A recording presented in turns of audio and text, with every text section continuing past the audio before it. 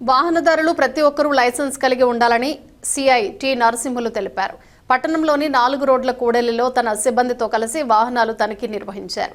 Licence లేని వారికి జరిమానాలు విధించారు. అనంతరం సిఐ టి నరసింహులు మాట్లాడుతూ వాహనదారులు ప్రతి ఒక్కరూ లైసెన్స్ కలిగి ఉండాలని అన్నారు. వాహనాల రికార్డులు తప్పనిసరిగా ఉంచుకోవాలని అన్నారు.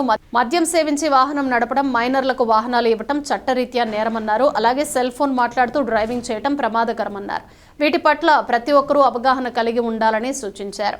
ఇంటి నుంచి బయటకు వచ్చే సందర్భాల్లో వాహనదారులు హెల్మెట్ తప్పనిసరిగా ధరించి వాహన పత్రాలు, తమ లైసెన్స్ కలిగి ఉండాలని వాహనదారులకు సూచించారు. అనంతరం 4 రోడ్ల కూడలిలో ట్రాఫిక్ పై పలు సూచనలు, సలహాలు జారీ చేశారు. దుకాణదారులు తమ బోర్డులను దుకాణ పరిధిలో ఉంచుకోవాలని తెలిపారు. దుకాణదారులు రోడ్లపై బోర్డులను పెడితే ట్రాఫిక్ కు తీవ్ర అంతరాయం ఏర్పడుతుందని అన్నారు. వాహనదారులు ఎక్కడ పడితే అక్కడ పార్కింగ్ చేసి ట్రాఫిక్ కు అంతరాయం కలిగిస్తే కఠిన చర్యలు తీసుకుంటామని సిఐ టి నరసింహులు హెచ్చరించారు. ఈ కార్యక్రమంలో కానిస్టేబుల్ కిరణ్, శ్రీనాథ్ రెడ్డి, విష్ణు పాల్గొన్నారు.